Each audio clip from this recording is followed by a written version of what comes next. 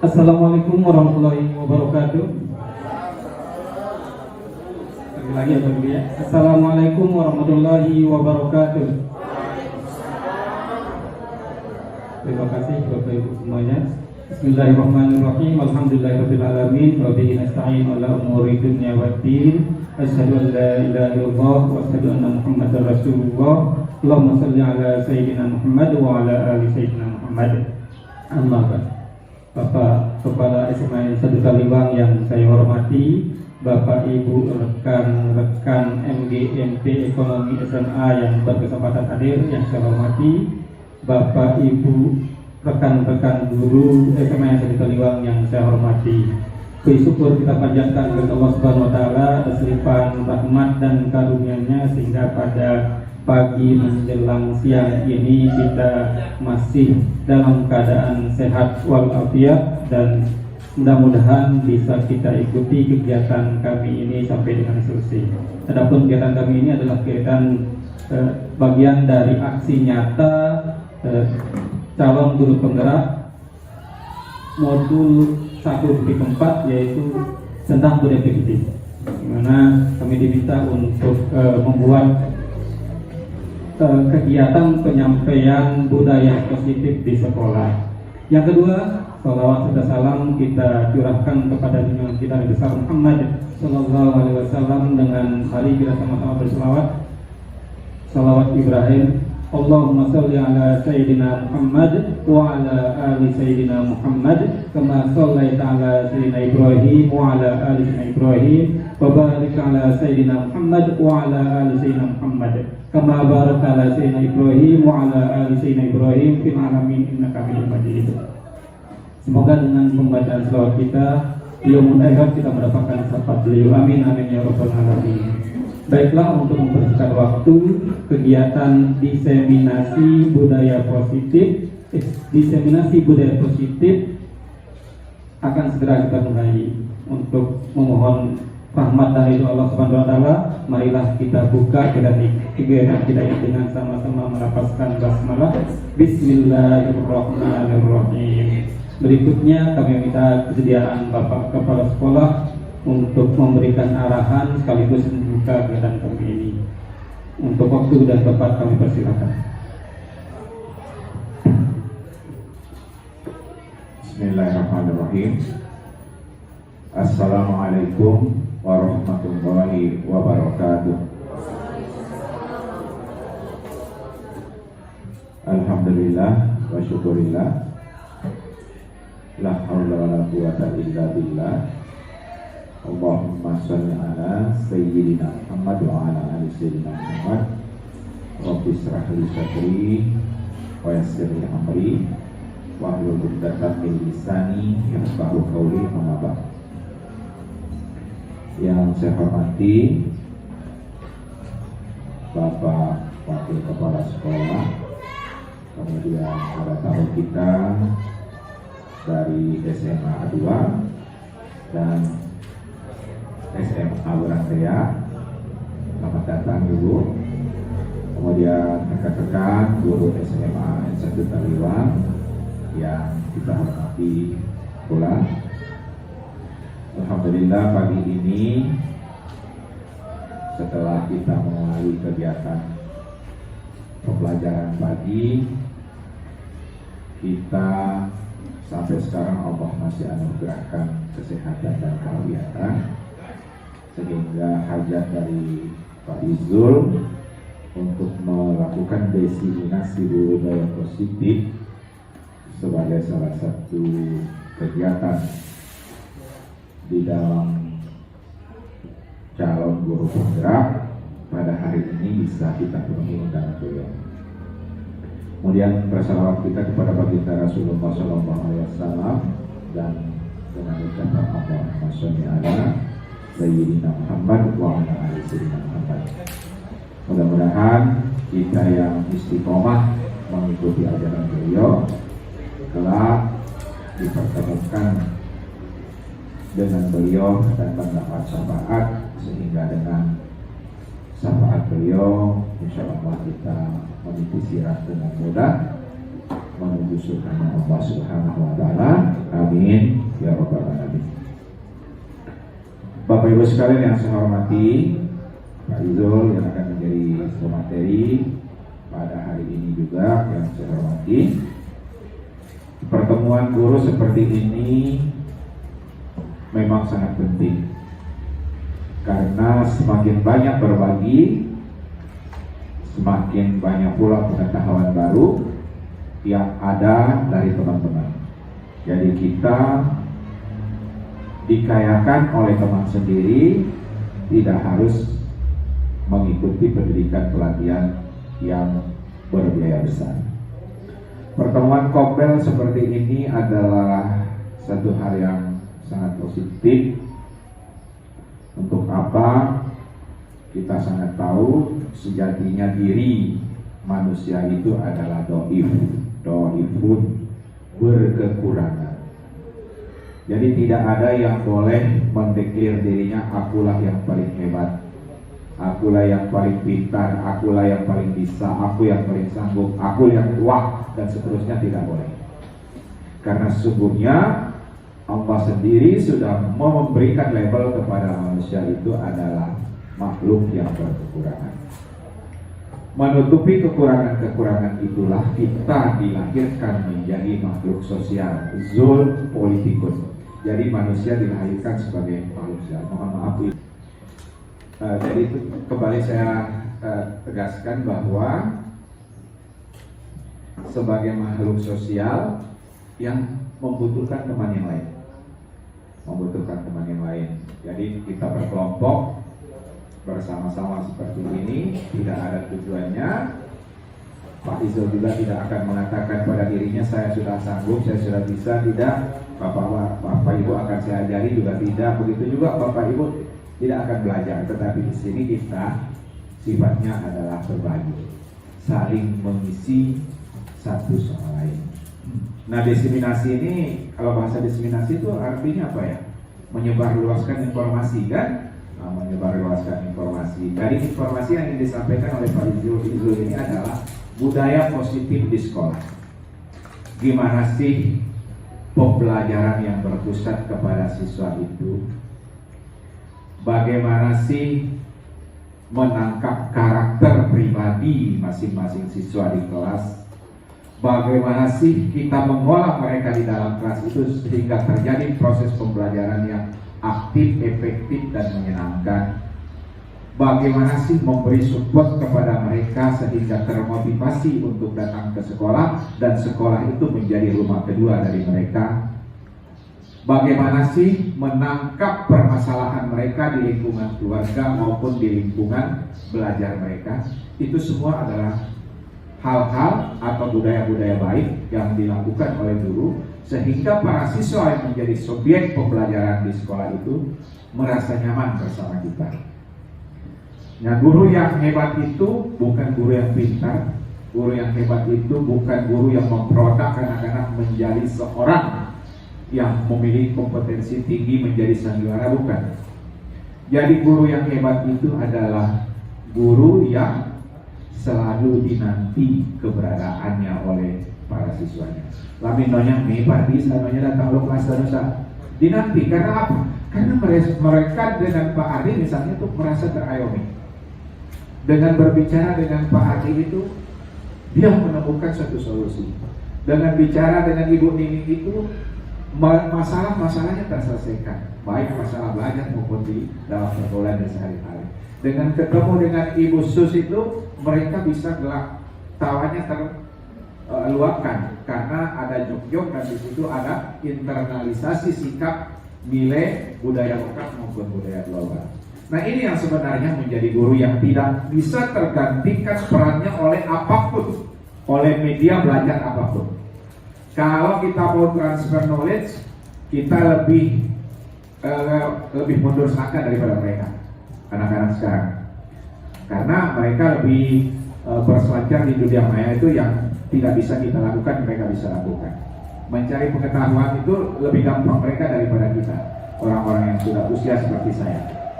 Nah, yang tidak bisa tergantikan pada guru itu dari yang saya sebutkan tadi itu. Jadi bagaimana mendidik mereka, mengayomi mereka, mereka merasa bahagia ketika kita datang, merasa senang ketika kita datang, ketika kita melontarkan senyum, hatinya tertaut dengan diri kita.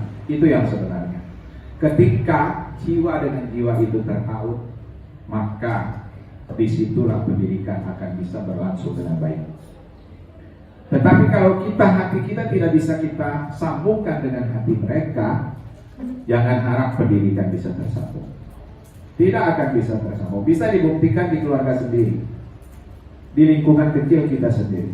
Ketika kita tidak membuka hati kita kepada anak-anak kita merasa canggung bersama dengan kita. Begitu juga apalagi anak orang lain yang sehari-harinya kita tidak kenal siapa orang tuanya, kita tidak kenal dari lingkungan belajar, lingkungan pendidikan yang bagaimana masyarakat sekitarnya, kemudian tingkat pendidikan orang tuanya bagaimana mereka diperlakukan di dalam keluarga dan masyarakat, kita tidak tahu. Maka di sekolah yang menjadi agen perubahan pada diri siswa itu adalah kita. Kita harus mampu mengatakan kepada diri kita, kamilah sebagai guru menjadi orang tua kedua bagi anak-anak, apapun sikap dasar yang mereka bawa dari lingkungan keluarganya. Nah, disinilah budaya positif itu kita lahirkan, kita ajarkan, kita tunjukkan dengan perilaku kita, dengan sikap kita, dengan rangkulan kita, dengan buayan dan belayan kita, sehingga mereka bisa merasa nyaman berada di sekolah, dan rasa nyaman itu akan terbawa ke lingkungan hidup mereka di keluarga dan di masyarakat. Yang berkaitan dengan materi ya atau konsep-konsep itu nanti disampaikan oleh Pak Izul. Saya menyampaikan yang umum saja, bagaimana psikologi orang dewasa menghadapi anak-anak remaja. Karena anak remaja itu punya latar belakang pengalaman hidup yang berbeda-beda di lingkungan keluarga, lingkungan masyarakat, sehingga mereka datang ke sekolah dengan beragam sikap dan tingkah laku. Nah, sehingga kadang-kadang kita penisau balong sekali, ina bapak balong, lingkungannya balong, sehingga dia lahir di tempat yang beruntung, di dalam keluarga yang baik dan masyarakat yang baik. Tetapi ketika ada anak yang lahir di dalam keluarga pendidikannya tidak begitu bagus, kemudian sikap tingkah laku orang tuanya tidak begitu familiar dengan perilaku normal, kadang anak itu tercermin ke sana, apa yang dilihat dan apa yang dia rasakan, dia ikuti, karena memang begitulah psikologi anak, perkembangan anak itu begitu. Yang dia ikuti itu apa yang dia lihat, apa yang dia dengar, apa yang dia rasakan. Ketika bagus yang dia dengar, yang dia rasakan, maka dia ikuti yang bagus. Tetapi kalau buruk, biasanya mengikuti buruk. Sehingga ada juga statement kedua nanti selalu perhatian. Nah, ini yang menjadi perhatian khusus dan perhatian dari kita sebagai guru, merubah sikap anak-anak yang kebetulan anak-anak di dalam lingkungan keluarga yang tidak beruntung dari segi pendidikan akhlakul karimah.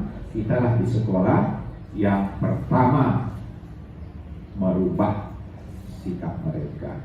Nah, bosan, jangan jemur Bapak Ibu sekalian, karena memang itu adalah tanggung jawab utama kita.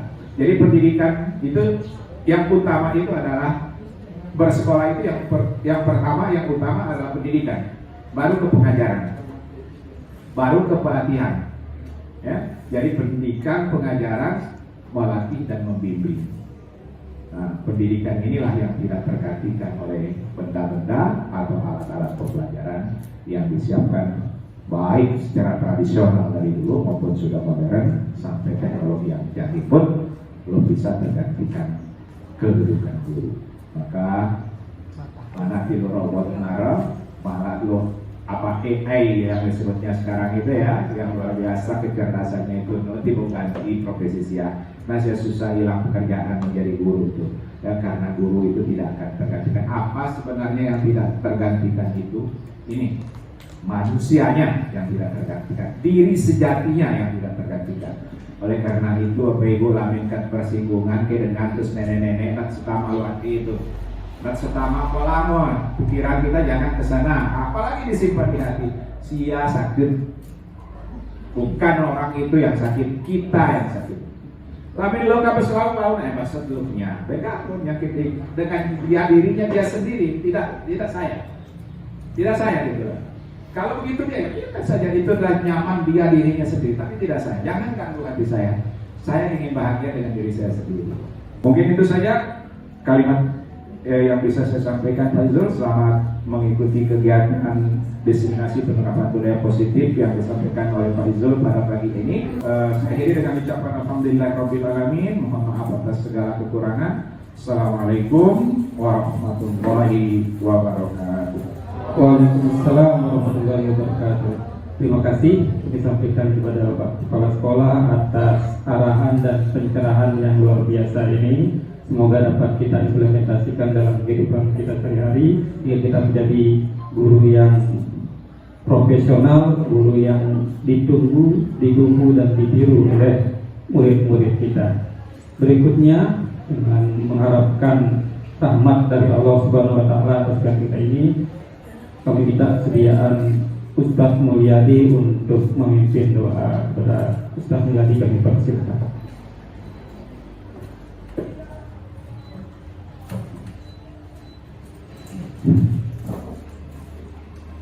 Bismillahirrahmanirrahim. Assalamualaikum warahmatullahi wabarakatuh.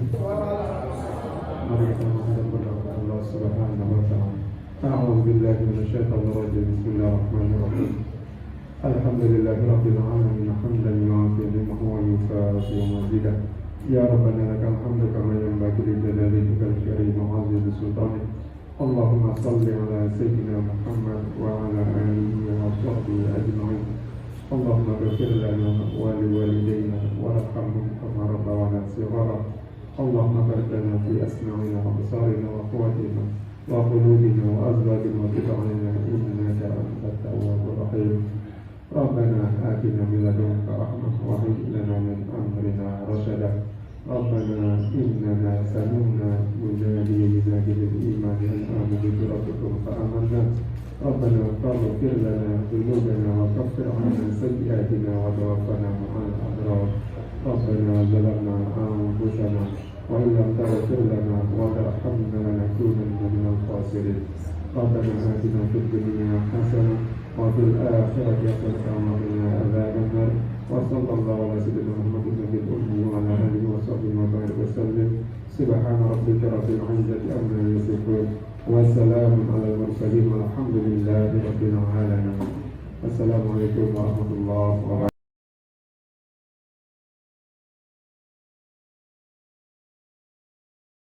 Maaf dulu, ini di luar ekspektasi saya.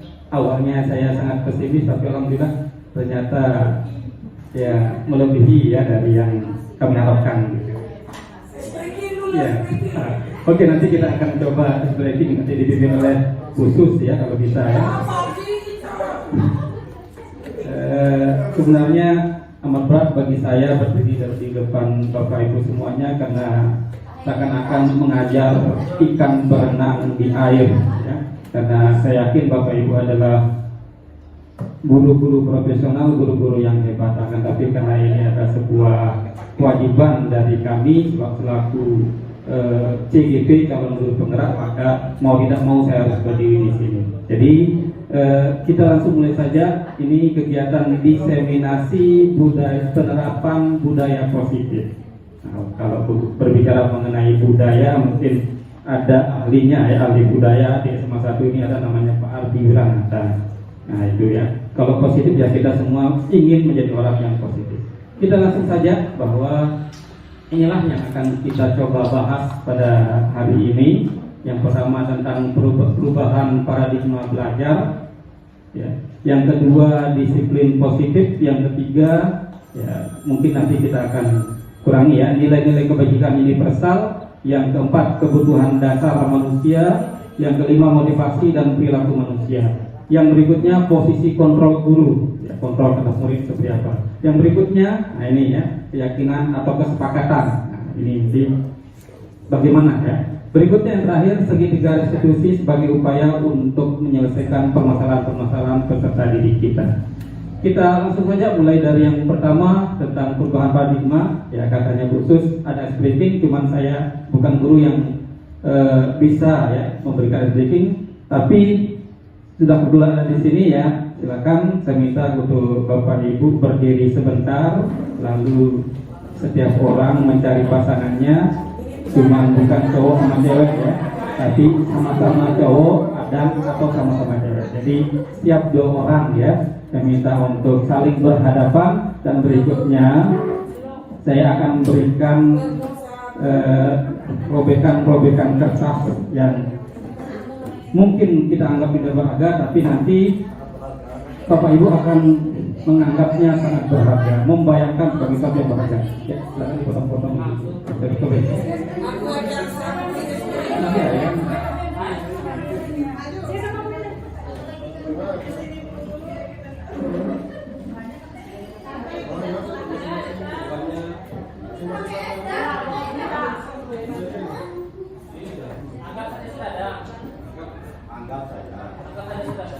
Anggap sudah ada ya? Ya. Terus dipanggil nih? Nggak boleh.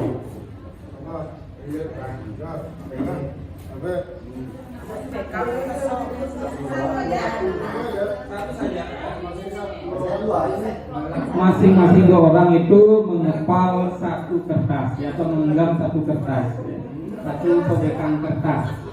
Oke, berikutnya adalah ya, dia ditulis digenggam di apa ini, di remas-remas yang menjadi bulatan kecil, lalu digenggam erat-erat. 1 ya, setiap pasangan itu 1 saja yang menggenggamnya, dan yang menggenggamnya saya minta ya, dengarkan apa yang saya sampaikan ya.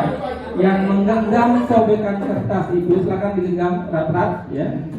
Yang menggenggam sobekan itu silakan dibayangkan bahwa apa yang Bapak Ibu genggam itu adalah sesuatu yang sangat berharga.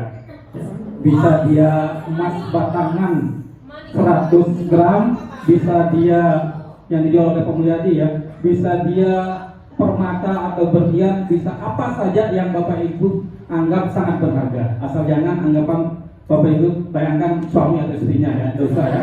Karena suami atau istrinya bisa digenggam gitu. Oke ya. Sedangkan Bapak Ibu yang tidak memegang kertas akan berusaha semampunya untuk apakah dengan cara meminta, apakah dengan cara merayu, apakah dengan cara apapun untuk membuka genggaman teman Bapak Ibu itu. Oke ya, Bapak Ibu ya, bisa dipahami ya. Nah, kita mulai, silakan ya. Dan Bapak Ibu yang menggenggamnya apakah akan mempertahankannya sekuat tenaga, sedaya upayanya, ataukah akan memberikan atau membuka genggaman itu? Silakan. Boleh, silakan. Kalau silakan dianggap sebagai cara untuk membuka genggaman teman itu. Silakan Bapak Ibu, kita mulai. Ya, silakan. Apakah Bapak akan merayunya? Ya, silakan.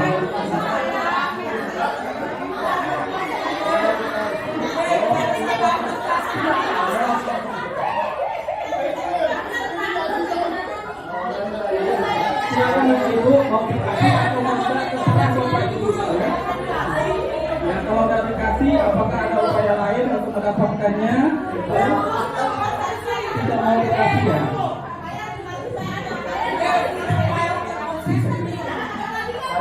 Oke, sudah Bapak Ibu? Cukup Bapak Ibu ya? Oke, terima kasih banyak Bapak Ibu semuanya. Iya. Belum keluar dari baju ini. Harus keluar dulu, baru selesai. Oke ya, terima kasih ya. Silakan duduk kembali. Apa yang terjadi? Apakah ada yang membuka ataukah tidak ada yang membuka? Nah itu ya. Oke, apa sih maksud dari ilustrasi tadi? Mari kita lanjutkan ke slide berikutnya. Ini ada beberapa pertanyaan dari kegiatan menggenggam tangan tadi. Apakah Bapak Ibu membuka kepalan tangan Bapak Ibu? Ada yang membuka tadi? Pak Amar membukanya. Pak Amar sama siapa tadi? Oke ya. Mengapa? Apa alasan Bapak membuka kepalan tangan tadi? Ingin berbagi.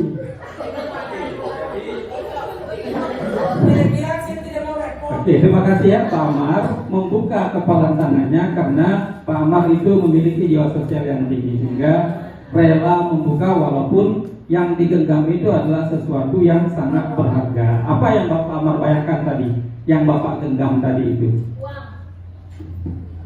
Ya, banyak sekali. Apa? Ya, ada uang, ya ada makanan gitu ya. Ada makanan. Bisa dibagi. Iya, terima kasih. Jadi sesuatu yang dianggap berharga tapi mau dibagi ke temannya. Yang kedua, Bapak Ibu yang tidak mau membuka, ya. Apa alasannya? Ya, Pak Haji, silakan. Saya tadi erat saya genggam Ya. karena saya itibarkan emas yang setengah mati saya dapat di dalam lubang. Jadi walaupun ada konsep tangan di atas lebih baik daripada tangan di bawah, tapi saya pertahankan dulu karena sebelumnya tidak semudah itu kita naik itu kan. Nah begitu itu alasannya. Betul. Jadi nanti dulu saya bagikan. Oke, terima kasih Pak Saya Haji. juga mati dulu. Terima kasih banyak Pak Haji ya. Jadi Pak Haji tidak mau membukanya walaupun dirayu dipaksa oleh Pak Mulyadi. Ada yang lain yang memberikan alasannya? Bu Minatin, silakan. Terima kasih. Assalamualaikum warahmatullahi wabarakatuh. Waalaikumsalam warahmatullahi Tadi wabarakatuh. itu sudah beberapa macam upaya saya ke Ibu Ani. Ibu Ani tak kasih saya tadi. Tinggal saya lagi bagaimana caranya. Alasannya Ibu Ani itu kayaknya saya sangat butuh tadi emas itu tadi emas. Ibu Ani kalau kasih saya itu tadi ya alasannya. Sudah itu? Sudah. Oke, terima kasih Ibu Minatin. Jadi Ibu Minatin tidak mampu merayu Bu Ani untuk membuka kepalanya. Kita lanjutkan kalau begitu. Jadi ini dia intinya dari kegiatan kita tadi itu. Dalam kegiatan ini sungguhnya siapa yang memegang kendali atau kontrol untuk membuka atau menutup kepala tangan, ya, yang mengepal tentunya. Siapakah yang memegang kendali? Apakah dirinya sendiri ataukah orang lain? Ya, kebanyakan ternyata dirinya sendiri, sehingga bahwa walau bagaimanapun upaya dari teman kita tidak akan memberikannya karena kita anggap sangat berharga. Sedangkan ada yang mau membuka seperti misalnya Pak Ahmad tadi, tapi kalau kita bandingkan ternyata lebih banyak yang tidak mau membuka.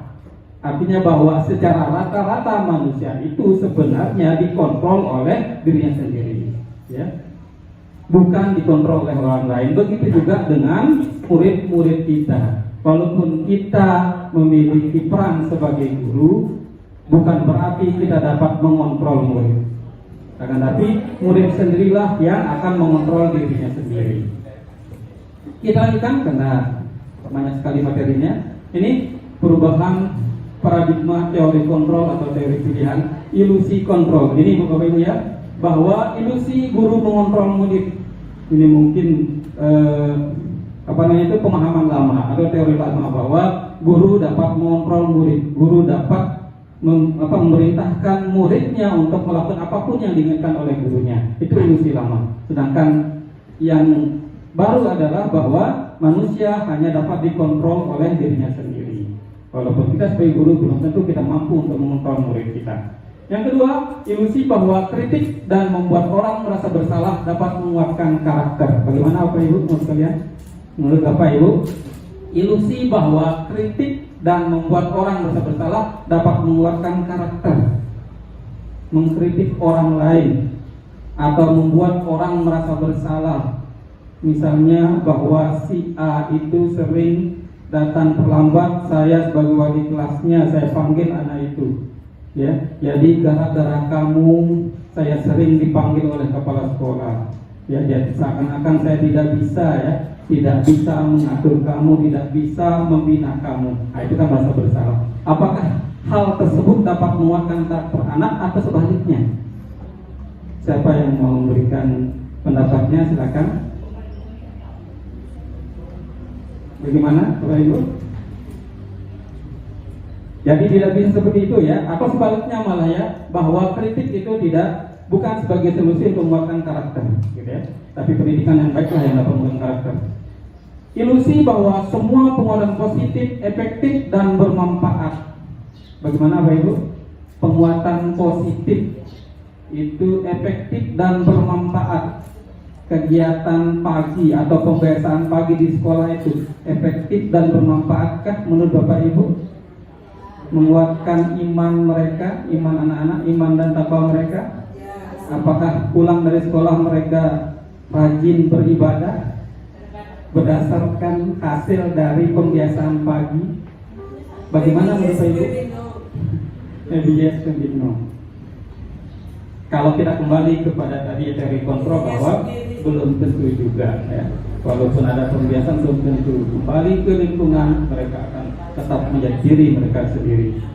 Yang berikutnya bahwa orang dewasa memiliki hak untuk memaksa. Apakah kita punya hak untuk memaksa anak kita sendiri, bukan murid, anak kita sendiri? Boleh nggak kita paksa bahwa dia harus sekolah di SMA 1, dia harus sekolah di kedokteran itu? Boleh tidak?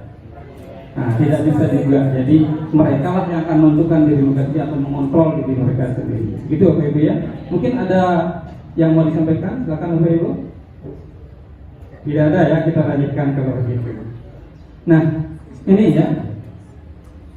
Perubahan paradigma stimulus respon teori kontrol. Stimulus respon dan teori kontrol. Mungkin berpanjang atau kita lanjutkan ya. Ada perlu dibahas ini? Nah? Oke, kita mencoba mengubah orang agar pandangan sama dengan kita. Itu ya stimulus respon. Sedangkan teori kontrol kita berusaha memandang orang lain tentang dunia. Boleh kita mendengarkan pendapatnya, tapi jangan kita paksakan dia harus sama dengan kita. Gitu ya. Walaupun kita seorang guru dan dia murid kita ya. Jadi kita tidak bisa memaksa bahwa dia harus sama, walaupun dia anak kandung kita sendiri. Gitu. Oke, berikutnya perilaku buruk dilihat sebagai suatu kesalahan. Nah, ini debat-debat mungkin ya. Semua perilaku memiliki tujuan. Mereka membolos, mereka melakukan hal-hal kenakalan itu apakah sebuah kesalahan ataukah mereka memiliki tujuan? Yang senang bolos misalnya, kira-kira kalau kita lihat dari teori kontrol, apa tujuan mereka kira-kira Bapak Ibu? Yang senang tidak masuk sekolah, keterangannya alfa lagi. Apa tujuan mereka kira-kira Bapak Ibu? Kita nggak tahu tujuannya mereka. Mereka yang tahu sendiri tujuannya, kecuali di saat kita tanya, kenapa kamu nggak sekolah? Oh ini jawabannya. Kalau tujuannya ya kita tak tahu tujuannya mereka, karena kita kembali ke diri kita sendiri. Terima kasih Bu Milati ya. Kita tidak tahu tujuannya. Akan tapi bolehkah kita menghakimi mereka bersalah? Bolehkah kita menghakimi mereka bersalah? Kamu itu 30 hari alfanya, kamu bersalah, kamu tidak boleh naik kelas, kamu harus keluar dari sekolah ini. Kita tidak boleh kita seperti itu karena kita tidak tahu alasannya. Contoh ini misalnya, dia terlambat datang sekolah, sering terlambat datang sekolah. Kita langsung marah, biasanya salah itu siapa tahu dia orang tuanya sakit di rumah sakit, bisa saja dia terlambat karena itu. Oke, terima kasih Bapak ya. Jadi kita tidak bisa menghakimi bahwa perbuatan dia itu adalah sesuatu yang salah. Yang berikutnya, yang kelima, pemaksaan ada pada saat rujukan gagal. Tadi ya, ketika teman Bapak Ibu itu menggenggam sesuatu yang berharga, ketika Ibu gagal merayunya, memintanya, apakah boleh dipaksa khusus? Tidak boleh, gitu ya. Walaupun dia anak kita sendiri ya, apalagi murid gitu ya. Oke, mungkin kita lanjutkan saja. Terima kasih atas respon dari Bapak Ibu semuanya. Nah, berikutnya kita masuk ke disiplin positif. Disiplin berasal dari kata disiplina yang artinya belajar. Disiplin artinya belajar ternyata ya. Disiplin mengacu pada disiplin diri yang memiliki tanggung jawab terhadap apa yang dilakukan berdasarkan nilai-nilai yang diyakininya. Ada yang mau menyampaikan kira-kira apa maksud dari pernyataan itu?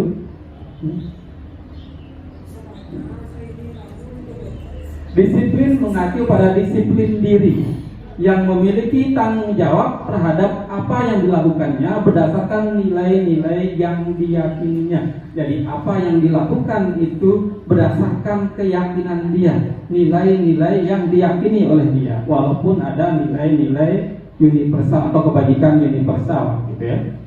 Tapi biasanya bahwa apa yang kita lakukan dalam kehidupan sehari-hari itu berdasarkan keyakinan kita atau yang kita sebut dengan ideologi kita, gitu Bapak Ibu ya. Yang berikutnya, disiplin positif merupakan salah satu cara untuk penerapan disiplin yang bertujuan untuk menumbuhkan kesadaran serta memberdayakan peserta didik tanpa imbalan penghargaan, ancaman atau hukuman. Jadi apa yang dilakukan itu bukan berdasarkan faktor apakah dia akan mendapatkan penghargaan, apakah dia akan mendapatkan hadiah atau apresiasi, ataukah apakah dia akan dihukum gara-gara perbuatannya itu, akan tapi berdasarkan kesadaran dirinya sendiri. Itu disebut dengan disiplin positif. Ini berikutnya sebagai produk, sebagai pendidik, tujuan kita adalah menciptakan peserta didik yang memiliki disiplin diri, ya, menciptakan peserta didik yang memiliki disiplin diri sehingga mereka berperilaku mengacu kepada nilai-nilai kebajikan universal dan memiliki motivasi intrinsik dalam perubahan perilaku ke arah yang lebih baik, yang mengacu kepada nilai-nilai kebajikan universal. Tahu kan Bapak Ibu kebajikan universal itu seperti apa? Burus mungkin? Kebajikan universal itu apa sih menurut Burus? Kebajikan yang secara luas. Bu Mista mungkin apa sih kebajikan universal itu?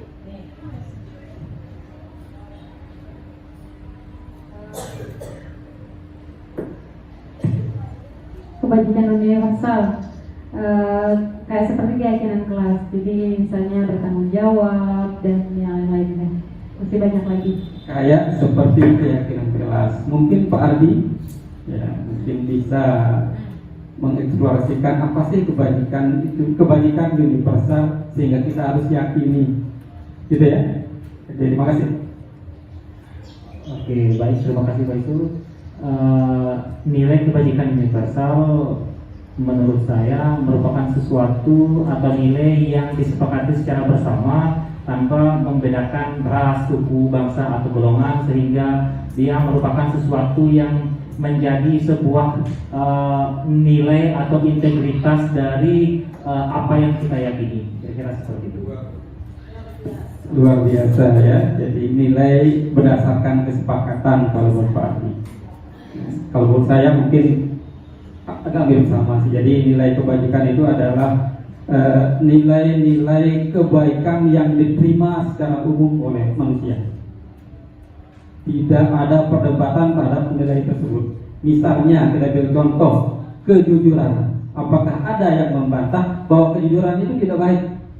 Bahwa kejujuran itu baik, kejujuran itu benar. Ada nggak yang membantah kira-kira? Maka kejujuran adalah kebajikan universal. Saling menghargai misalnya, atau saling menghormati. Ada nggak kira-kira yang akan membantah bahwa itu tidak benar, itu tidak baik? Ada nggak kira-kira? Kita semua menerimanya kan? Baik itu orang Indonesia, orang Arab, orang Amerika, menghargai orang lain atau berperilaku jujur adalah kebajikan. Begitu juga dengan hal-hal yang lainnya yang semua manusia ya tanpa pandang bulu ya, tanpa melihat dari perbedaan mereka semua menerima bahwa itu adalah sebuah kebajikan. Sehingga disebut dengan kebajikan universal. Dan itulah yang perlu kita tanamkan kepada murid, Bapak Ibu ya, melalui tadi itu disebut dengan keyakinan kelas. Terima kasih Bapak Ibu semuanya. Kita lanjutkan. Ini dia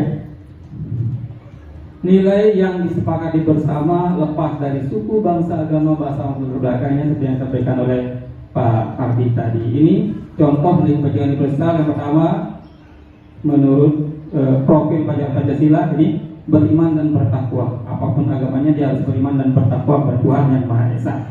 Jadi bahwa itu adalah sebuah kebajikan, sebuah kebaikan.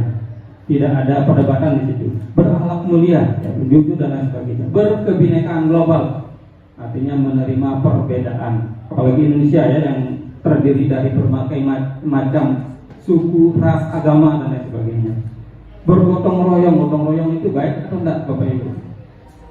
Baik ya, sehingga jadi bagaimana mandiri, kemandirian gitu ya, edukatif dan bernilai kritis semuanya. Yang berikutnya dari Ibu Primary Yes Program ya. Toleransi, rasa hormat, integritas, mandiri, menghargai, antusias, empati, pengetahuan, kerjasama, percaya diri dan komitmen. Itu kebajikan yang dipersam menurut Ibu Primary Yes ya, Program. Yang berikutnya menurut keterampilan hidup, life skill ya, dapat dipercaya, lurus hati. Nah, sudah disampaikan oleh Pak Ustaz tadi ya. Pendengar yang aktif, tahu kan pendengar yang aktif ya? Tidak merendahkan orang lain dan memberikan yang terbaik dari diri sendiri. Ada yang mau ditanggapi? Silakan Bapak Ibu. Lanjut gitu ya.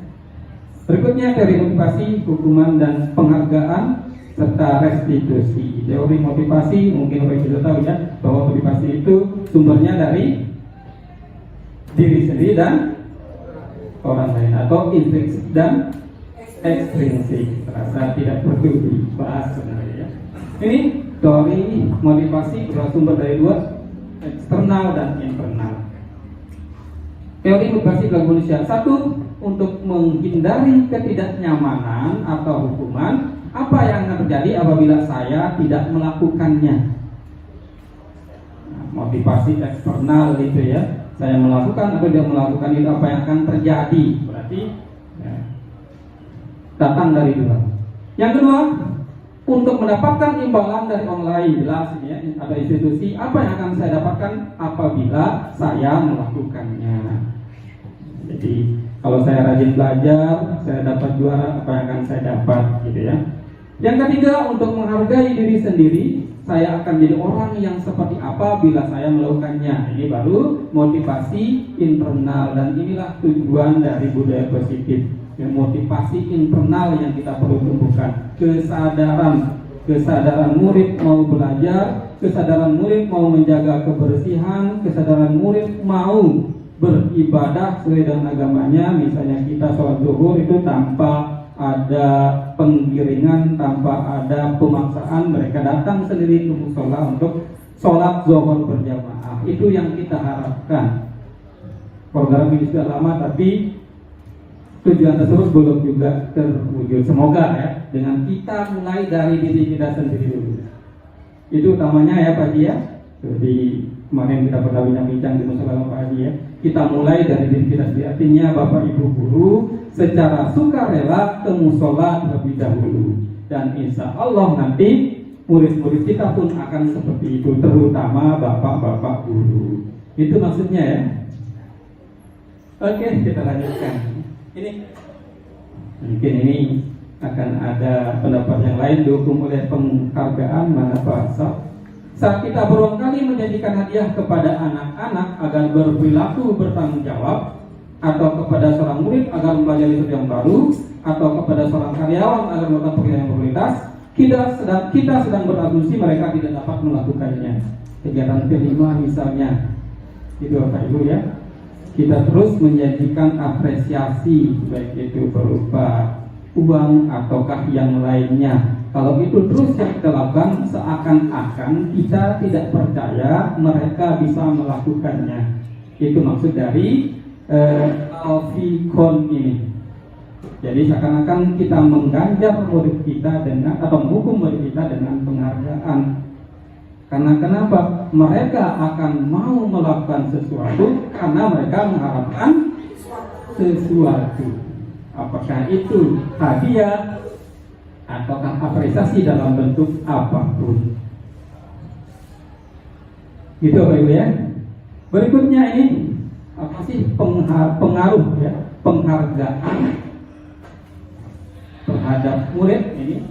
Pengaruh yang pertama adalah pengaruh jangka pendek dan jangka panjang ya.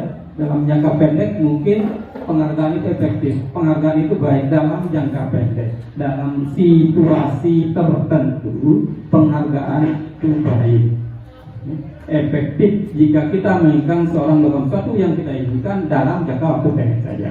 Tetapi jika kita menggunakan penghargaan lagi dan lagi, maka orang tersebut akan bergantung pada penghargaan yang diberikan serta kehilangan motivasi dari datang. Kita setiap pembagian raport memberikan hadiah kepada anak-anak yang juara kelas, ranking 1, ranking 2, ranking 3. Bagaimana pendapat Bapak Ibu? Mungkin saya perlu mendengar pendapat Ibu khusus terkait dengan pembagian hadiah pada saat pemberian laporan. Terima kasih. Assalamualaikum warahmatullahi wabarakatuh. Menurut pendapat saya pribadi, pemberian hadiah dalam bentuk reward, bisa dalam bentuk uang atau apapun, menurut saya perlu Pak, karena bisa menambah motivasi untuk siswa tersebut. Sebenarnya tidak seberapa nilai dari hadiah tersebut Pak, tapi kebanggaan mereka menerima, prestasi saya ini ada penghargaannya dari sekolah, ada rasa bangga. Rasa bangga itu yang tidak bisa kita beli. Di samping itu kita dipanggil ke depan saja, juara 1 si ini, bangga. Meskipun tidak dikasih apapun, apalagi bisa dikasih reward. Mungkin begitu Pak Izul ganteng. Assalamualaikum warahmatullahi wabarakatuh. Waalaikumsalam warahmatullahi wabarakatuh. Khusus Santi ya, sangat setuju dengan pemberian hadiah. Karena apa? Ada kebanggaan ketika kita menjadi juara, itu menurut pendapat khusus. Mungkin ada yang berbeda. Jangan lihat Pak, saya orang tuanya aja bangga. Iya. Kita dengar pendapat yang berbeda atau berkebalikan dari khusus, ada nggak kira-kira? Silakan. Siapa? Bu Nining mungkin? Silakan Bu Nining. Ini karena apa, pemberian hadiah di pemberian rapor itu sudah menjadi kebiasaan atau tradisi, ya. Sehingga saya perlu mendengar pendapat Bapak Ibu, apakah ini baik dalam jangka panjangnya. Terima kasih. Terima kasih. Jadi gini, Bu Sus, mungkin saya lebih sependapat dengan Ibu Sus. Jadi ketika kita memberikan semacam reward, penghargaan, akan tumbuh semacam kebanggaan tersendiri dari anak-anak itu, peserta didik. Oh, saya benar-benar dihargai, diberi perhatian, apalagi itu dari seorang guru yang notabene-nya itu kan kita menginginkan kedekatan yang lebih dengan peserta didik kita. Jadi saya berkesimpulan bahwa reward atau penghargaan itu sangat-sangat berpengaruh terhadap motivasi yang ditumbuhkan, yang akan kita tumbuhkan pada anak didik kita. Seperti itu. Terima kasih Pak Izul, gagah dan soleh. Terima kasih Bu Nining cantik. Ini sama ya. Khusus yang paling cantik pembahana ya. Oke, tadi dari Bu Sus yang cantik sama Bu Nining yang cantik juga tadi memberikan pendapat yang bersama bahwa penting ya untuk dibiasakan memberikan penghargaan atau hadiah pada pemberian rapor. Ada yang berbeda? Oke, Bu Fitriani.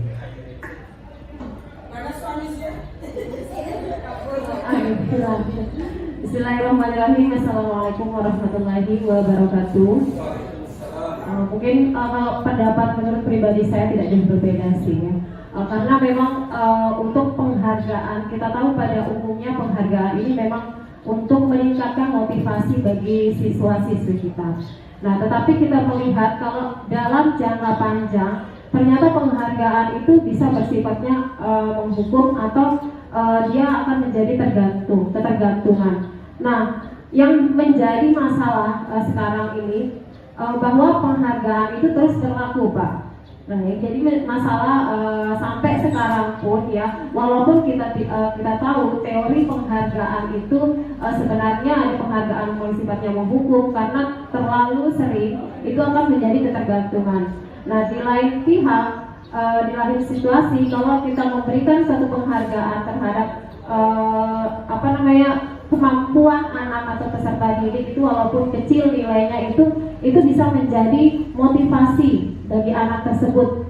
Nah, tapi ini pada kenyataan yang kita lakukan di lapangan itu terus saja melakukan budaya atau tradisi seperti itu. Nah, masalahnya itu Pak, bagaimana kira-kira ya, karena saya juga sebelumnya guru penggerak ya, tetapi ini masih tetap berlaku Pak. Kalau misalkan dari sedikit orang yang melakukan perubahan ya, mungkin ini akan tetap berlaku jangka panjang, karena pada kenyataannya kita lihat di sekolah-sekolah semua pasti akan memberikan penghargaan terhadap peserta didiknya. Mungkin seperti itu dari saya Pak. Terima kasih. Assalamualaikum warahmatullahi wabarakatuh. Waalaikumsalam warahmatullahi wabarakatuh. Jadi memang apa namanya itu bermata dua ini ya. Bisa dilihat dari segi positifnya, bisa juga dilihat dari segi negatifnya. Akan tapi kalau situasional mungkin sangat efektif ya, tapi ini menjadi kebiasaan kita atau tradisi kita setiap pembagian rapor, gitu ya. Sehingga saya ingin mendapatkan pandangan dari Bapak Ibu terhadap hal tersebut. Padahal di kurikulum itu jelas tidak ada ya, tidak ada perankingan sebenarnya, apalagi pemberian apresiasi atau hadiah itu sebenarnya tidak ada. Cuman kita mungkin karena ini juga kembali ke persepsi kita menganggap bahwa anak-anak kita itu tidak akan mampu seperti itu kalau tidak diberikan hadiah. Kembali yang tadi ya, mereka tidak akan mau belajar kalau tidak akan ada perankingan. Mereka tidak akan mau aktif kalau tidak dikasih nilai dan lain sebagainya. Nah, padahal kan kalau yang kedua ya, penghargaan katanya tidak efektif. Ini khususnya, ini apa yang Bapak Ibu sampaikan itu ada benarnya. Ini kan sebenarnya teori, sebatas teori juga bisa benar bisa salah. Kita lihat berikutnya, jika saya mengharapkan suatu penghargaan dan tidak mendapatkannya, saya rajin belajar dengan harapan bahwa saya dapat membanggakan orang tua, karena orang tua lah nanti akan maju ke depan. Itu harapan saya. Nah, tapi bagaimana kalau itu tidak didapatkan? Nah, itu maksudnya Bapak Ibu ya. Itu maksudnya ketika misalnya kita sudah berusaha semaksimal mungkin, ternyata kita tidak mendapatkan hadiah. Kita mengikuti karnaval kemarin sudah maksimal mungkin dengan harapan kita menjadi, bagaimana kalau tidak? Nah, itu ya.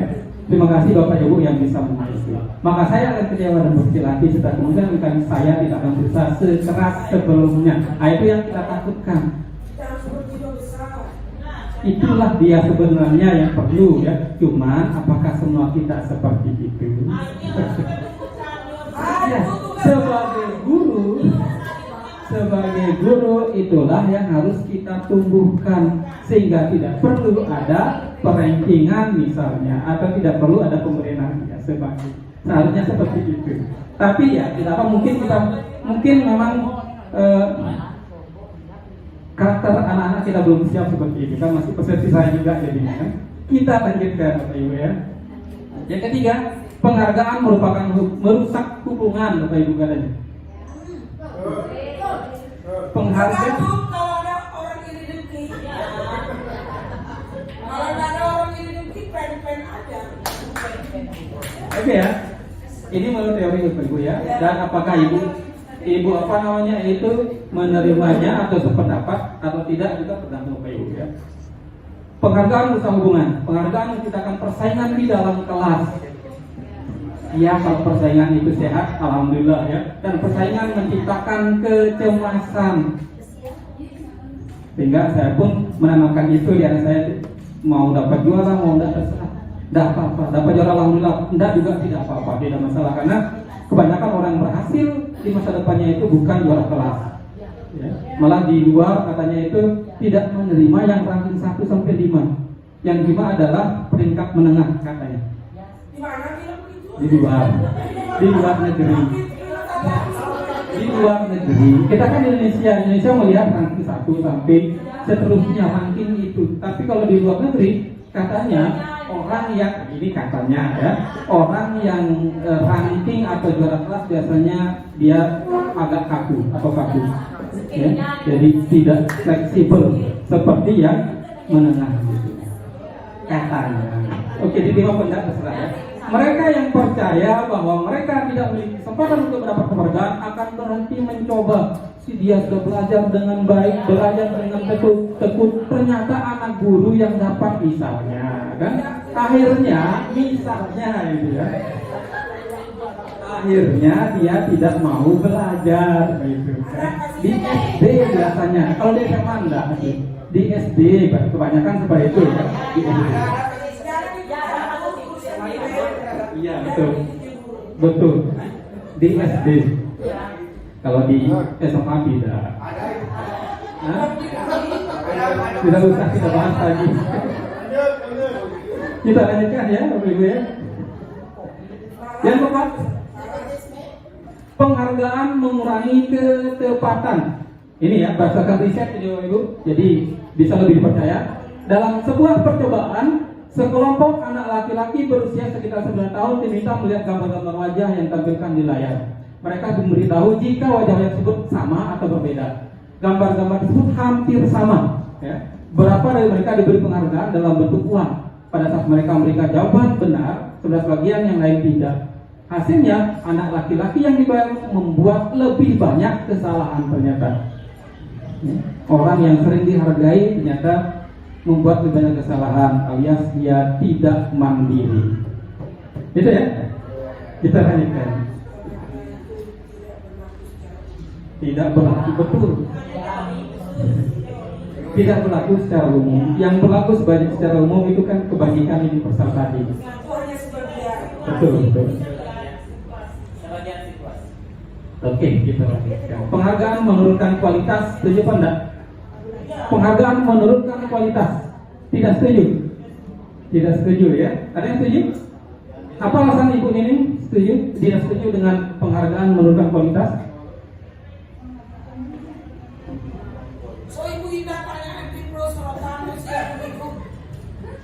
Karena menurut saya ketika kita melihat kualitas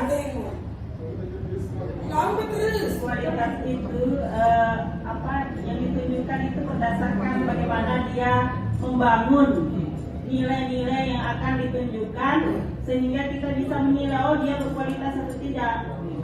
Jadi ketika dihargai ataupun tidak itu akan tidak mempengaruhi kualitas seseorang tersebut karena nilai yang dibangun itu tidak diawali ketika dia dihargai diberi penghargaan atau tidak.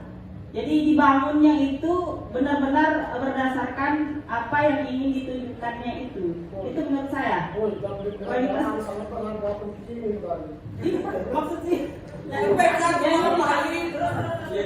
maksudnya ini kan apakah kualitas itu berpengaruh penghargaan?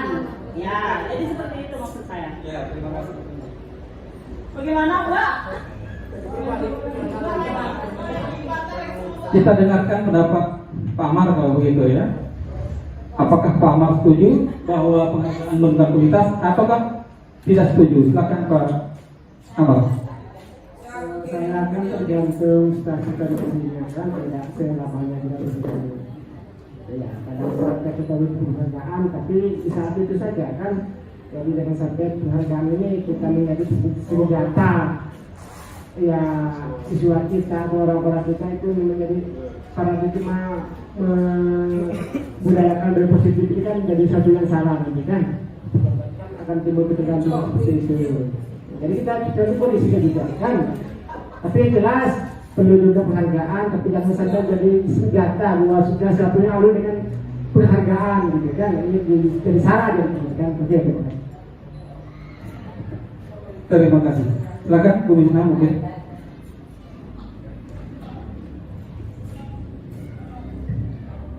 Baik, penghargaan menurunkan kualitas memang bisa. Kenapa? Karena tergantung niatnya, Pak. Jadi ketika kita melakukan sesuatu, niatnya karena siapa gitu? Karena apa? Kalau kita niatnya karena mendapatkan pujian atau mendapatkan sesuatu yang kita inginkan, ya itu nanti memang ketika diberikan amanah yang baru tidak diberikan penghargaan, maka dia akan kualitasnya itu akan berkurang, berbeda dengan ketika dia diberikan penghargaan yang besar. Begitu. Jadi memang dia ada pengaruhnya. Jadi kalau saya baca dari ini juga benar gitu, ketika mahasiswa atau mahasiswi diberikan suatu tugas jurnal gitu, ketika dia diberikan uang misalnya imbalan yang besar, maka dia akan jor-joran Pak memberikan kualitas terbaiknya. Tetapi ketika misalnya sering diberikan penghargaan itu, kemudian suatu saat dia diberikan tugas lagi dan tidak ada penghargaan itu, maka dia akan buat seadanya saja gitu kan, nggak ada duitnya kayak gitu. Jadi balik lagi kepada tujuan utama kita. Ketika kita melakukan sesuatu karena Allah sebenarnya ya, kalau kita dalam Islam segala sesuatu itu ya balik lagi kepada diri kita, kan kembali lagi mendapatkan pahala di sisi Allah gitu. Tapi kalau karena urusan manusia, maka itu yang balik lagi gitu, pasti akan merasa sesuatu yang berbeda. Itu saja mungkin Pak. Oke, terima kasih Bu Misna. Ada dapat dari Pak Heril, ya silakan. Terima kasih. Jadi saya berbicara dari sudut pandang sosiologi saja. Jadi begini ya, kenapa kualitas itu turun, kualitas itu naik, itu karena memang ada ukuran. Sama kayak contoh sederhana ya, kenapa ada pelanggaran? Karena memang ada aturan. Seandainya aturan itu dihapus, maka tidak ada yang terlambat anak-anak itu. Itu logikanya. Nah, seandainya tidak ada penghargaan, maka tidak ada yang berkualitas dan tidak ada yang tidak berkualitas. Justru penghargaan itulah sebagai ukuran tolak ukurnya. Nah, sehingga kita kembali ke di K13 juga seperti itu dia. Di kurikulum Merdeka juga coba kita lihat, saya juga wali kelas, tidak ada keterangan siswa dia peringkat 1, 2, 3 di rapotnya, tidak ada. Ya, tidak ada itu. Nah, tetapi ya apa yang terjadi? Ternyata kita sendiri yang membuat kualitas itu turun dan kualitas itu naik dengan apa namanya? Dengan harapan untuk penghargaan katanya bagi mereka yang memang rajin belajar, kemudian untuk pemetaan juga. Nah itu kaitannya. Jadi kata kuncinya di situ adalah karena memang ada ukuran, tolak ukur. Ya, sama kayak saya contohkan lain. Kenapa ada pelanggaran? Kenapa ada yang memakai SIM? Kenapa yang ada yang tidak? Coba seandainya tidak ada aturan yang mengharuskan 17 tahun, maka semua anak-anak itu kan punya SIM dia. Maka tidak ada pelanggaran. Ya. Nah jadi itu ya karena memang ada ukuran. Tolak ukurnya itu yang menyebabkan ada kalau dalam bahasa sosiologi itu ada kelas, ada tingkatan di situ. Pelanggar dan orang yang patuh. Oke, itu saja. Assalamualaikum warahmatullahi wabarakatuh. Oke, terima kasih Bapak Ibu semuanya atas pewadah lagi ya. Pak Mul silakan. Pak Adi juga. Oke, silakan Pak Mul. Bismillahirrahmanirrahim. Assalamualaikum warahmatullahi wabarakatuh. Terkait dengan penghargaan menurunkan kualitas yang menurut kami ya berbeda pendapat dengan itu. Artinya penghargaan ini sebenarnya adalah untuk menumbuhkan motivasi intrinsik seseorang. Karena sifat dasar manusia itu memang senang dipuji, senang dihargai, dan tidak senang kalau dicela. Itu sifat dasar manusia. Maka ketika seorang dihargai, maka kita akan menghargai yang lebih. Dan penghargaan ini juga akan memberikan motivasi intrinsik pada diri seseorang. Kita lihat bagaimana Nabi juga memberikan penghargaan kepada para sahabat. Bahkan di zaman dulu ketika para sahabat diberikan penghargaan, bukan berarti mereka sombong, enggak. Kayak Saifullah, itu kan penghargaan. Singa Allah, singa padang pasir, itu penghargaan yang diberikan oleh Rasulullah kepada sahabat. Dan sahabat itu semakin kuat keimanannya, bahkan semakin ikhlas melakukan sesuatu. Maka penghargaannya saya rasa penting kita berikan, karena memang sifat dasar kita manusia itu ingin dihargai, ingin dipuji. Kalau sendiri, kalau sifat dasar kita itu maka kita dihargai. Kamu tidak di surga kalau kamu rajin, kamu tidak di neraka kalau kamu, itu kan penghargaan juga dari Allah. Karena kita memang sifat manusia begitu, ingin dihargai dan tidak senang dipuji. Jadi penghargaan sangat penting bagi saya. Demikian. Assalamualaikum warahmatullahi wabarakatuh. Waalaikumsalam warahmatullahi wabarakatuh. Luar biasa ya. Oke, dari Pak Adi silakan. Sebelum kita lanjutkan ke berikutnya. Baik, dari saya penghargaan menurunkan kualitas. Kalau menurut saya sangat sepakat dengan kalimat penghargaan menurunkan kualitas. Kenapa? Karena kita berpedoman kepada teori motivasi. Ketika kita memiliki motivasi eksternal, maka atau ekstrinsik, maka penghargaan akan menurunkan kualitas sangat jelas. Artinya tergantung dari motivasi mana yang dibangun oleh setiap individu, apakah motivasi internal atau motivasi eksternal. Jadi jelas bahwa penghargaan itu akan sangat menurunkan kualitas. Kembali lagi menyambung kalimat Faizul, mohon maaf tadi Faizul mengeluarkan kalimat atau statement bahwa di luar negeri itu yang juara 1 sampai 5 itu tidak diterima. Mohon maaf Faizul, yang saya lihatnya tidak sedemikian. Artinya di luar negeri itu bukan seperti itu Faizul. Ada 2 tahapan yang dilalui. Yang pertama itu jelas afektif kognitif anak itu akan diteliti dulu, yaitu latar belakang akademiknya. Kemudian mereka memiliki pengetesan kualifikasi itu melalui interview sessions. Artinya anak kemampuan public speaking dan penilaian latar belakang lain itu yang akan menjadi penilaian lebih lanjut. Jadi bukan berdasarkan juara 1 sampai 5 tidak diterima menengah itu. Mohon maaf Izul. Jadi semua anak berkesempatan, tinggal penilaian di interview session. Terima kasih.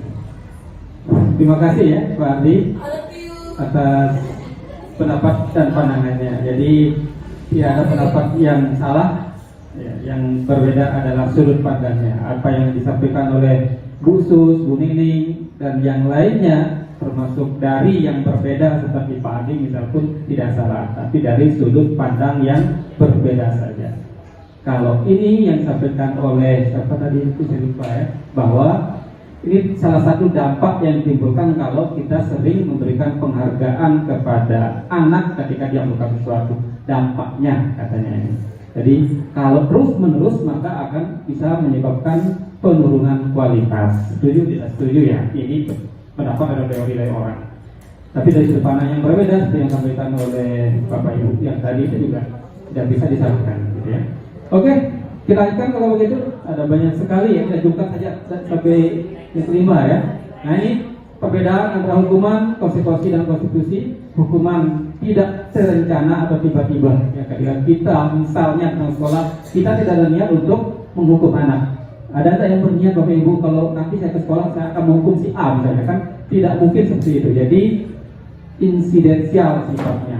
Ya. Konsekuensi itu terencana akan terukur dia biasanya. Bahwa ketika ada anak yang sudah melakukan ini maka konsekuensinya akan seperti itu. Restitusi ini proses menciptakan kondisi bagi murid untuk memperbaiki kesalahan. Ketika ada anak berbuat salah, bukan dijudge bahwa dia bersalah sepenuhnya.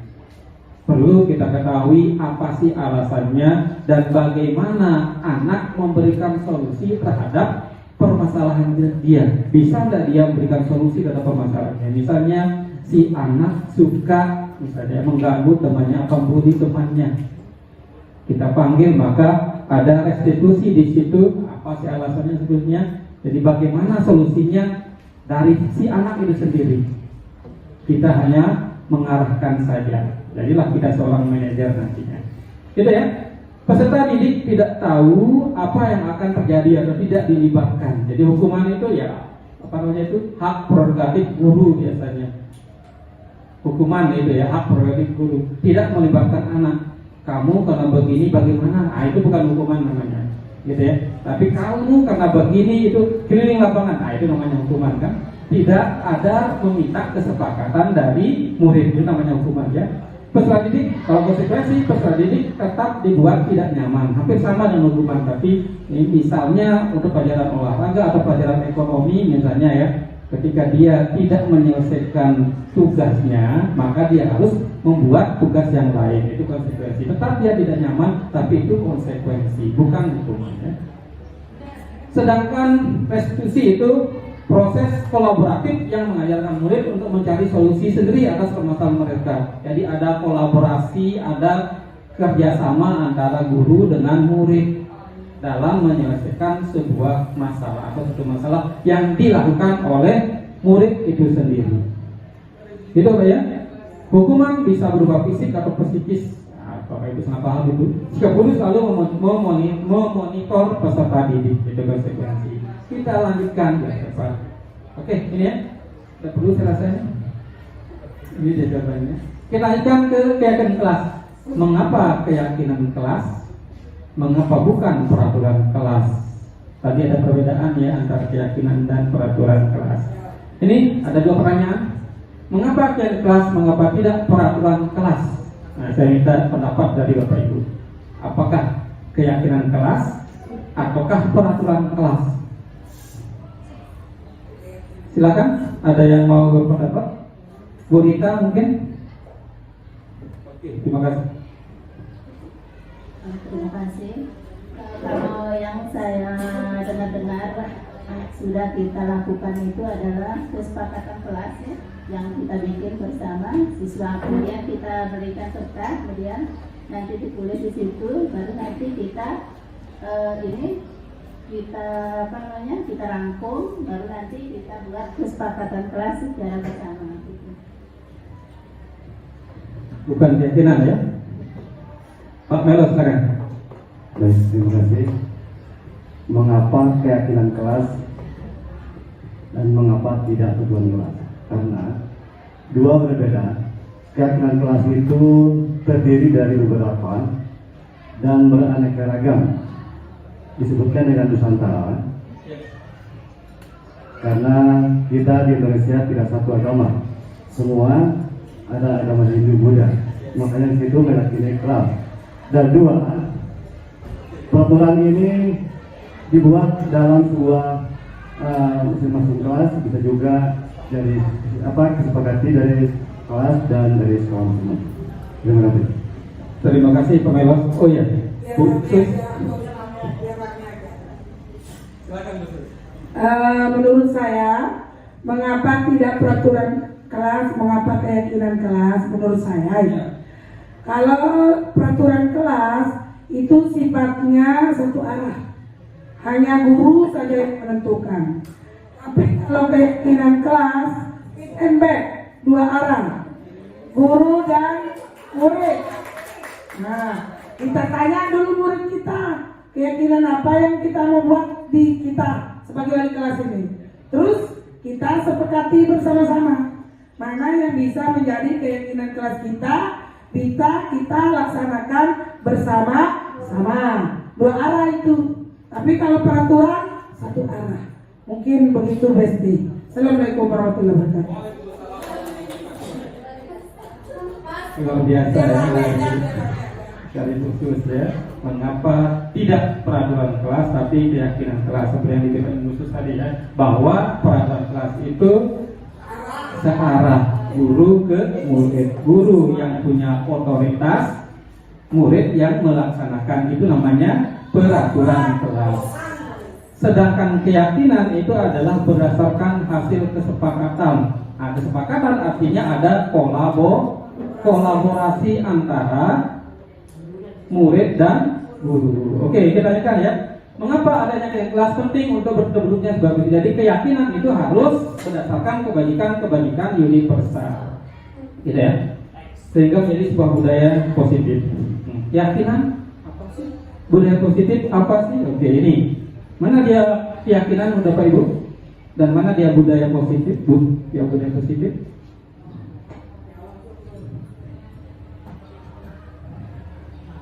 Nilai-nilai kebajikan yang disepakati dan secara tersirat dan tersurat, lepas dari latar belakang suku, negara, bahasa maupun agama, itu keyakinan atau budaya positif.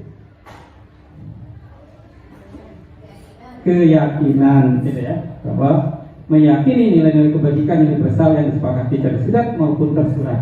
Ya. Kita sepakati baik tersirat ataupun tersurat, misalnya kita pajang atau tempelkan di tembok, itu namanya tersurat ya. Lepas dari latar belakang suku, negara, bahasa maupun agama, gitu ya, kebajikan universal. Sedangkan budaya positif itu adalah perwujudan dari nilai-nilai di perwujudan ya. Jadi kita yakini lalu kita implementasikan, maka dia akan menjadi sebuah budaya. Nah, kalau dia itu itu kebajikan, maka dia positif, budaya positif ya. Perwujudan dari nilai atau keyakinan yang besar yang ditetapkan di sekolah. Kita lanjutkan. Ini pembentukan piagam kelas bersifat lebih abstrak dia daripada peraturan.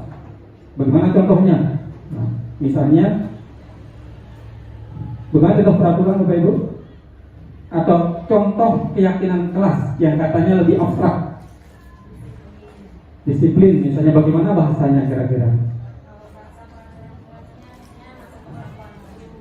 Siswa atau siswi atau peserta masuk tepat waktu. Kalau keyakinan kelas, disiplin. Oke.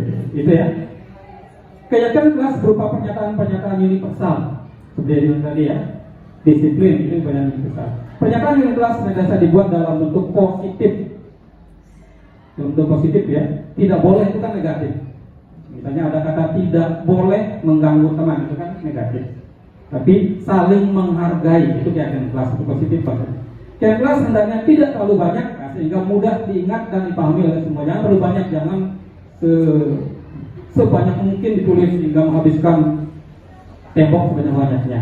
Jadi cukup 5 atau 6 atau 3 kayak gitulah. Semua warga kelas hendaknya ikut berkontribusi dalam pembuatan keyakinan kelas. Jadi ada kolaborasi yang baik ya antara guru dan semua warga kelas itu. Kita lanjutkan ini contohnya ya, kebutuhan dasar manusia. Ini ya, kebutuhan dasar manusia adalah segala sesuatu yang kita lakukan untuk mendapatkannya apa yang kita inginkan. Seluruh tindakan yang kita lakukan memiliki tujuan tertentu dan sebuah usaha terbaik. Yang kita lakukan adalah dalam rangka agar kebutuhan dasar tidak terpenuhi dengan baik. Itu kebutuhannya. 5 kebutuhan dasar manusia. Yang pertama ini bertahan hidup atau dalam ilmu ekonomi disebut dengan kebutuhan primer. Kebutuhan primer, kebutuhan yang harus dipenuhi. Ini juga bertahan hidup harus dipenuhi dia. Harus dia punya sandang, pangan dan papan. Harus dia makan, harus dia punya tempat tinggal dan harus dia berpakaian. Tidak mungkin kita tidak berpakaian kumpul di sini. Oke, itu ya. Yang kedua, kasih sayang dan rasa diterima. Ini sekunder ya atau lengkap. Yang keempat, penguasaan juga. Yang kelima, kebebasan. Yang terakhir, kesenangan. Kesenangan itu termasuk tersier ya. Bapak Ibu tentu paham ya. Bermain, antusiasme, tertawa itu tersier. Itu untuk bersenang-senang ya. Senang-senang kan ada banyak cara ya. Kita lakukan. Kira-kira ya, ini 5 kebutuhan dasar manusia: bertahan hidup, kasih sayang dan rasa diterima, penguasaan, kebebasan dan kesenangan. Kalau dalam ekonomi itu terbagi jadi 3, tapi di sini sebut 5 ya, dibagi jadi 5. Jadi menurut ini siapa, nggak tahu itu dari siapa ini, harus kita penuhi semua. Jangan lupa bersenang-senang. Yang berikutnya 5 kontrol guru. Ini ya, 5 kontrol guru. Kita bisa menjadi seorang penghukum, kita bisa menjadi pembuat rasa bersalah, kita bisa menjadi teman, kita bisa menjadi seorang pemantau, kita bisa menjadi manajer. Tinggal kita pilih mana kontrol yang terbaik. Apakah kontrol yang terbaik itu sebagai penghukum ataukah sebagai pembuat rasa bersalah?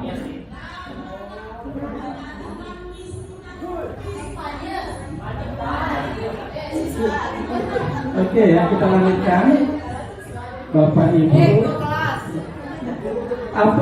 apakah sebagai teman ya, sehingga peserta didik kita itu ya, enak dalam menyampaikan sesuatu, ataukah sebagai pemantau ya, kamu sudah melanggar peraturan sebelumnya, ataukah sebagai manajer? Nah, ini ya, mungkin yang terbaik adalah sebagai manajer. Akan tetapi sudahkah kita sampai pada tahap itu?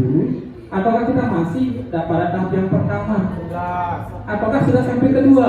Semuanya sudah sampai semuanya, katanya Pak Sab. Jadi sudah memberikan hukuman, juga sudah memberikan dan seterusnya. 5 posisi kontrol ya. Mari kita simak video berikut Bapak Ibu ya. Ada video yang saya coba share, bisa ditanggapi nanti.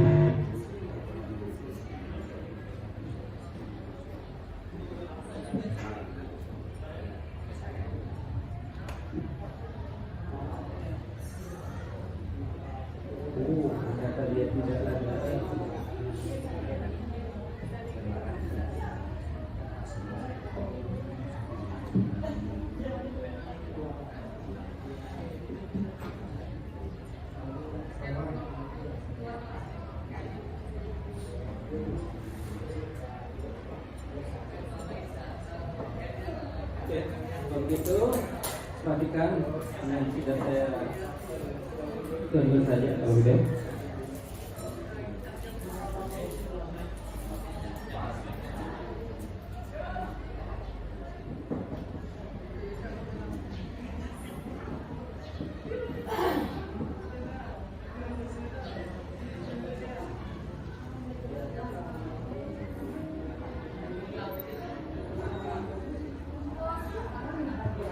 Dan Bapak Guru hebat dalam penerapan disiplin positif restitusi.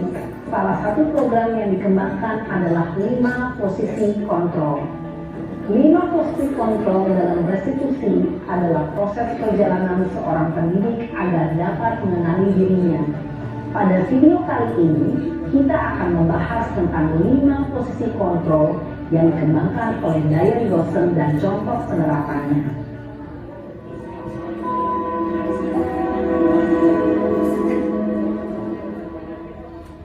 5 posisi kontrol itu adalah 1. Posisi penghukum, 2.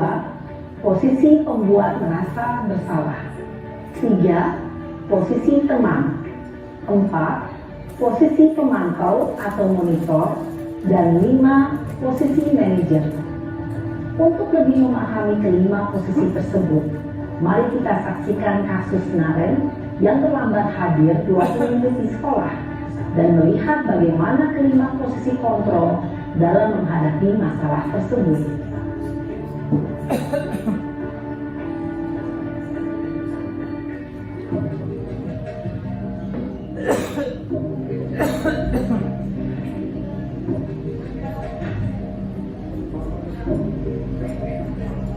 Naren! Sini kamu! Kamu terlambat. Kamu deh, pasti terlambat. Maaf Bu, saya... Apa? Apa coba? Alasan kamu apa lagi? Alasan kamu tidak terlambat? Malas sekali ya kamu jadi anak. Saya... Dasar pemalas. Gak kapok-kapok sih kamu. Sudah berapa kali terlambat?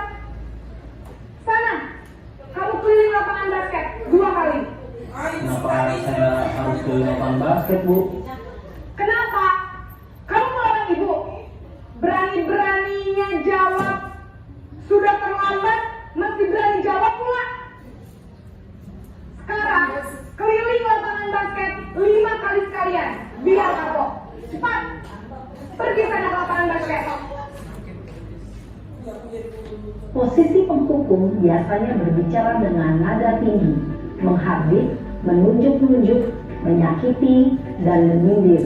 Hukuman bisa berupa fisik maupun psikis. Ibu dan Bapak Guru hebat, dampak yang terjadi pada murid ketika guru berada pada posisi penghukum adalah murid cenderung akan memberontak, bahkan menyimpan dendam.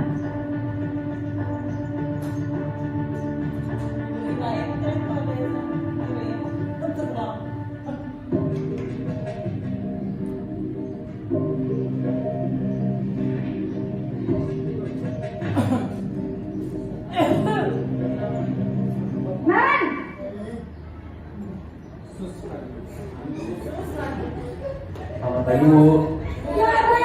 Naren, kamu kenapa terlambat lagi nak? Ya Tuhan Naren, kamu senang ya bikin ibu susah ya? Kalau kamu terlambat lagi, ibu yang ditegur bapak kepala sekolah nak. Disangka ibu tidak bisa membina kamu. Duh, gimana ini? Maaf Bu. Naren, kamu suka ya kalau ibu ditegur bapak kepala sekolah? Terus, sekarang ibu harus tulis apa ini di buku absen? Ini kamu sudah sering terlambat loh. Ibu harus apa coba? Maaf Bu, maaf sekali. Ya sudah, lain kali jangan bikin ibu susah lagi ya nak ya. Ibu tidak akan kuat lagi kalau kamu begini terus. Bisa jantungan kalau ibu tegur bapak kepala sekolah. Sana cepat ke kelas. Maaf ya Bu, maaf sekali. Posisi pembuat rasa bersalah berbicara dengan nada tenang, cenderung lembut. Namun kata-kata yang diutarakan membuat murid merasa menjadi orang yang gagal, memandang buruk dirinya sendiri, merasa tidak berharga, dan tidak sanggup membahagiakan orang lain. Ketika guru mengambil posisi pembuat rasa bersalah, murid akan menganggap dirinya yang bersalah dan ia akan menyimpan emosi negatif tersebut di dalam dirinya.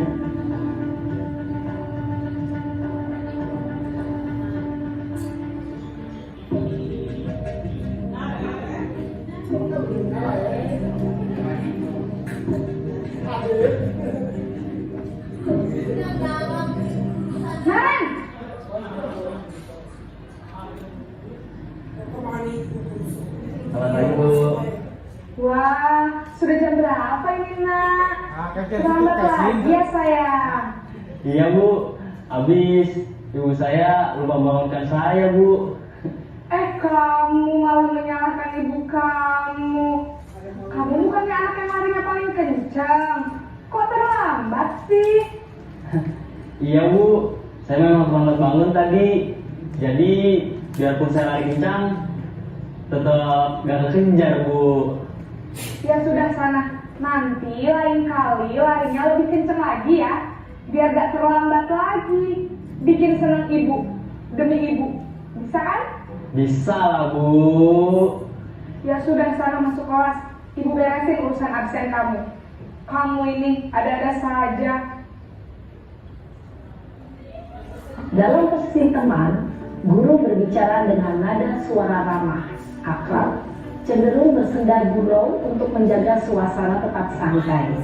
Murid akan merasa senang, aman, dan akrab dengan guru. Identitas yang tercipta adalah identitas sukses atau berhasil.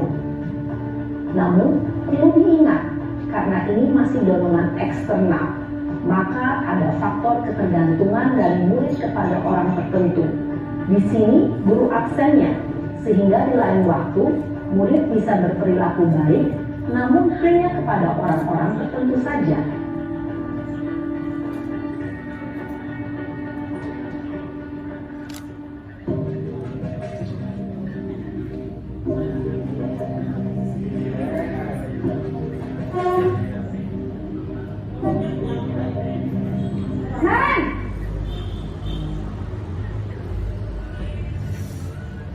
Selamat pagi Bu. Naren, apa peraturan sekolah kita tentang jam berapa kita harus masuk sekolah, nak? Kita harus di sekolah jam 7 Bu.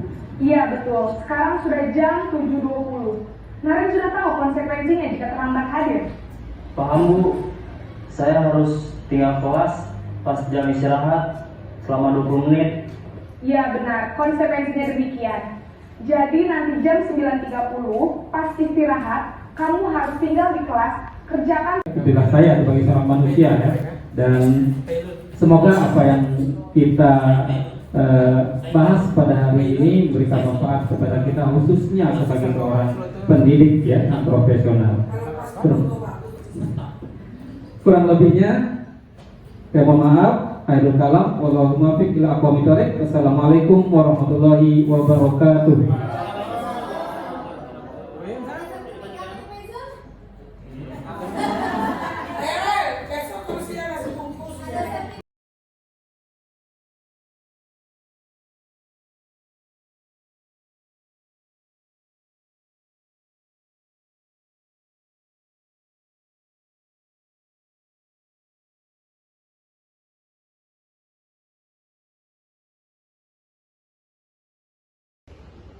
Assalamualaikum Pak. Waalaikumsalam. Apa? Silakan duduk sini Pak. Mana kabarnya? Alhamdulillah Pak. Sehat? Kamu tahu kenapa Bapak panggil ke sini? Benar tidak tahu? Kenapa Pak? Saya dapat laporan dari teman-teman kelas umum kemarin waktu ulangan ekonomi kamu pakai. Benar tidak? Kenapa kemarin saya bawa kecil untuk mencontek. Mungkin ada teman-teman yang sudah kasih contoh. Itu ya. Saya yakin tidak termasuk bapak juga. Tetapi kamu sudah baik ya mau mengakui kesalahan yang sudah kamu lakukan. Kenapa kamu contek? Sampai mencontek kemarin makanan? Kemarin-kemarinnya sebelum ulangan itu Pak, saya kebetulan itu bersikap juga. Mungkin gara-gara saya terkait bola sama teman-teman Sabtu. Jadi kalau nggak belajar saya paginya buat acara kecil untuk mencontek. Ya, kita semua perlu berolahraga ya supaya badan kita sehat, bugar, dan segar untuk belajar ya. Tapi kamu mencontek waktu ulangan itu benar atau salah? Untuk kedepannya apa yang kamu lakukan saat akan ulangan? Misalnya pelajaran ekonomi atau pelajaran yang lain-lainnya? Untuk kedepannya saya akan belajar meskipun terus saya akan bertanya mengenai pelajaran yang saya lakukan apel. Untuk ulangan kemarin Pak, saya bersedia untuk ulang tentang materinya, tapi tolong memberikan saya waktu untuk belajar Pak. Syukur ya kamu sudah menyadari kesalahan kamu dan mau memperbaiki kesalahan kamu. Bapak bangga sama kamu. Baik, kita mungkin akan jadwalkan hari Selasa depan ya untuk ulangnya. Terima kasih Pak. Ya sudah, kamu bisa kembali ke kelas ya. Terima kasih ya. Assalamualaikum. Waalaikumsalam warahmatullahi wabarakatuh.